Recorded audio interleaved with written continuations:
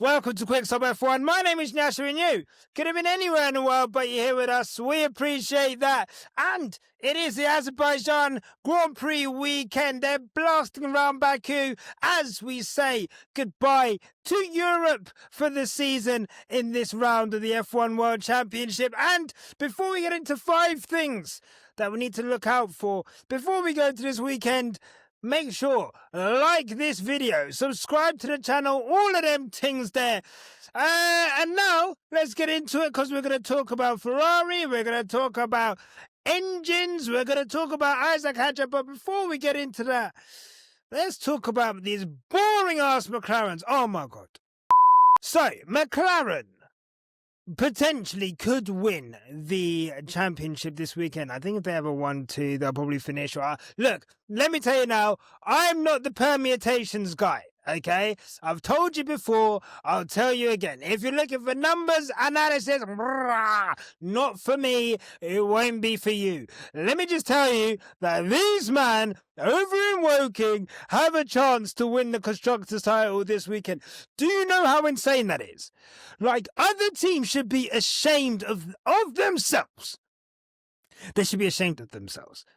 That McLaren, before we've even left Europe, can tie up the World Constructors' Championship this weekend. They are zooming towards a record points total, zooming towards a record points gap from first to second, and it has been quite the annihilation. And to be honest, I don't know if I mean, we have seen domination before. I guess it's weird. This doesn't really compare to Max Verstappen's performance and Red Bull in 2023 in terms of, I guess.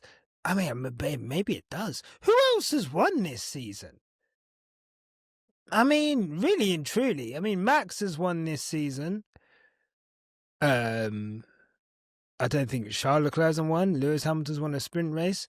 So, we've actually not had like a bountiful amount of people winning races like we had last year. But McLaren really have been absolutely incredible. Where do we go this weekend after last weekend and the team orders? The thing is with McLaren, it never really boils over into the next race. I think all of us are hoping, okay, there was drama last week. They had to do team orders. Is there going to be something lingering for 2 weeks? The problem is 2 things. One of the antagonists is Oscar Piastri. Cool as a cucumber, already leading the World Championship, not bothered in the slightest. Number 2 is McLaren manufacturing and keeping a lid on all of this shit. So much that any chance of any drama coming into this weekend is not really likely. The only drama we may have, hopefully, maybe these two can have a ding-dong battle around the streets of Baku, similar to that of Max Verstappen and Daniel Ricciardo. Maybe not ending up in the same way, but, hopefully. Number 2 is... What is number 2? Oh yeah, speaking of Max Verstappen, right. Max Verstappen's got a new teammate, Oscar Hadjar? Nope, not his name. Isack Hadjar is his name. Isack Hadjar is set to be confirmed. Or is it confirmed? I think it's set to be confirmed as Max Verstappen's teammate for next year. Let's all just say a little prayer for Isack Hadjar's career. He's fucked. He's fucked. I mean, look, I think a good thing is that next year, that 2026 Red Bull engine is likely to be not great, right? They're building their own engine. They are, by all intents and purposes, a fucking energy drinks company. It's already ridiculous that they're doing so well in F1 at the moment, but that they are going to be able to make their own engines from scratch, obviously with backing from Ford. I don't think that engine's going to be good next year. I think all of the rumours say that it could be unreliable and it could be not quick. Christian Horner wanted to go back to V10s. Christian Horner wanted to go back to V10 engines. He might as well have just got a fucking bunch of oil and just gone and dumped it in the North Sea, for fuck's sake. Nevertheless, Oscar Isaac. Why do I keep calling him Oscar Isaac? I'm thinking of actors now. Jeez Louise. Isack Hadjar. Look, he deserves that seat. It was clear that he was going to move to that seat. Red Bull had to move him to that seat, and it also for him as well, as much as he may be thinking, God, going up against Max Verstappen, not great. Going up against Max Verstappen in Red Bull, where they only build a car for one person in Red Bull, also not great. However, he's got to go there and he's got to back himself. And I think he's actually done enough this season to almost safeguard his career slightly. I do think that the groundswell of support he's had and the performances he's had this season, this isn't someone who I think, I think it's someone who's really performed up to the limits of what that car is capable of. And if that is the case, I do think that I don't think he'll do as bad as what we've seen from Yuki, from Sergio last season, and obviously Pierre and Alex Albon. I do actually think he'll be in and around there, and I think the key thing to that is the change in leadership. No more Christian Horner. They now have Mickey. Oh my God! Let me actually. Oh my God! Red Bull team principal. They now have Lauren Mekis in the team there, which is a bit more of like I think Christian, and was so that relationship with Max was so toxic, but it was also, he was actually happy to chuck people under the bus to satisfy Max, whereas I don't think that's the case with the new team principal. So let's see how that performance goes from Isack, but interested to see how that goes, and let's see how he gets around this weekend. Let's see how Max gets on this weekend. He won the race last weekend. He had pole position last race. Does that mean that Red Bull are back? Will we see something similar? Look, there's elements of Monza which are going to be useful here. The long straights that they have, especially that first sector, pretty similar to Monza. It will be, though, that back end where it's very twisty, very turny. Let's see if Red Bull have the full package or if it was just something that happened to be suitable for Monza. Speaking of Monza, fucking hell, let's talk about Ferrari then, guys. Jeez. It's got to get better. Oh my God. It's got to get better. I mean, not that it was bad. Do you know, when it's so bad with Ferrari that you just, you're not even angry. You're just you're just disappointed. You're actually not even disappointed. When you've either got a friend or you've got a partner and you're just so numb to their bullshit. You're just oh God, you're just indifferent. You're numb to it. It don't even affect you no more. It don't even get to you anymore. That's how I feel about Ferrari this season.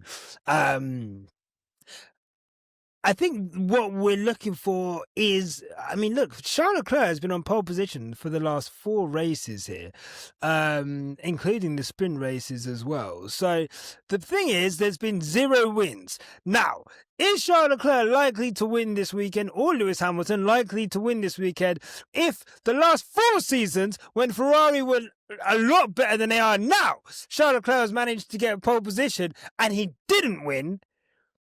What's to say that he's going to be anywhere near pole position now? And even if he was, or Lewis, that he's going to win? Literally impossible. I don't even need those. I don't even know why that's in my ear.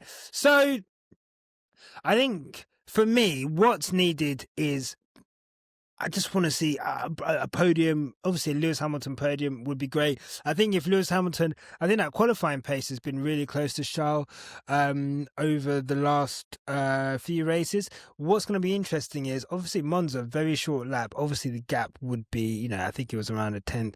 If you extrapolate that to the size of somewhere like Azerbaijan, you're looking at a 10th and a half, maybe 1.7, or 0.17. So I think I'd love to see, I think for me, what would be great is I'd love to see Lewis out qualify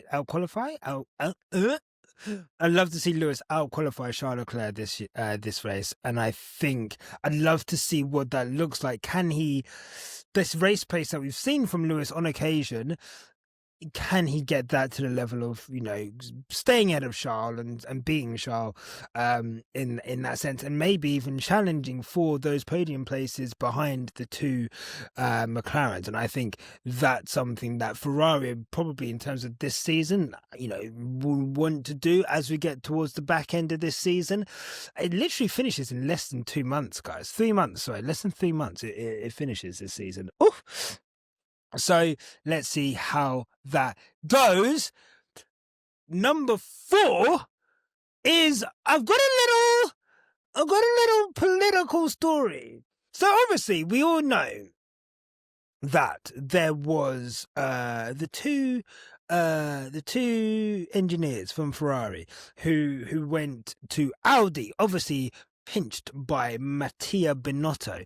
Wolf Zimmermann and Lars Schmidt obviously left the engine department. A lot of people not happy. And look, you would actually think that, the Ferrari engine, what you don't want on the eve of a new regulation is for your two main engine people to be departing. And, that's not a good thing. I don't think that's up for debate. It's disrupting more than anything. So, but one thing that has actually come to light, and this is from a Racing News 365 article, shout out to Paolo Falsetti, essentially says that the work of Zimmermann and Schmidt in the conceptual design of the power unit was completed several months ago, with the head of the power units already scheduling tests on the dyno for the new engine, which means they're pretty much done the dynos where they kind of test the engines. Apparently it's been optimized in terms of performance at higher internal temperatures with less heat exchange, which is good, because essentially that they're saying the bigger battery and the complex management of the temperatures needed as a result means that you want you want your engine to be able to run at higher temperatures, but also to have good cooling.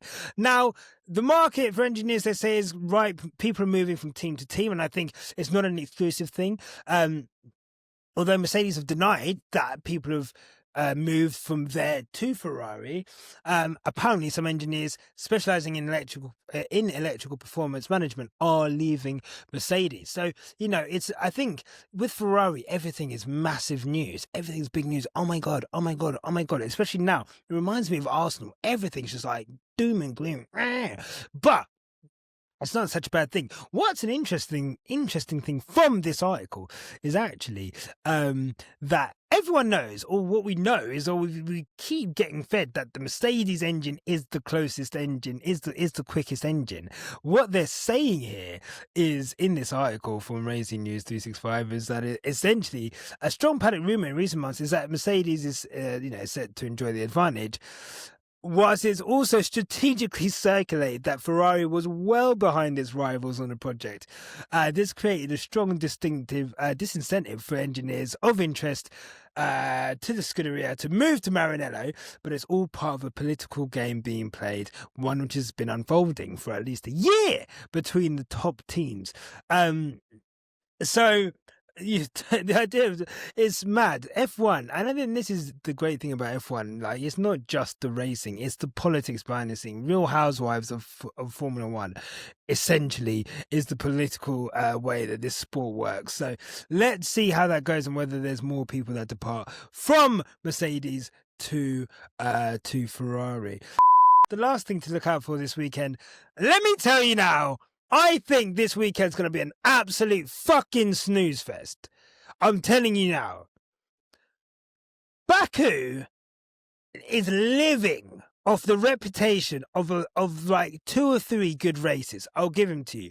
2017, Vettel losing his fucking nut against Hamilton. 2018, Max crashing into Daniel. Or Daniel crashing into Max, sorry. And I think there was some late safety car issues there. 2021, brake magic, right? Them 3 races there have laundered the reputation of a race which is boring as fuck, And in this generation of cars, I cannot see an exciting race. I hope I'm wrong. But I do think that this race could be quite boring. I hope not. Let's see what happens, but I don't see it. I don't see it, mate. Let me know what you think in the comments down below. Remember, like the video, subscribe to the channel. Much love to all of you guys. And remember, no matter what, can't even say my own fucking catchphrase. No matter what life throws at you, keep it on the black stuff. Until next time, take care. Toodle pip.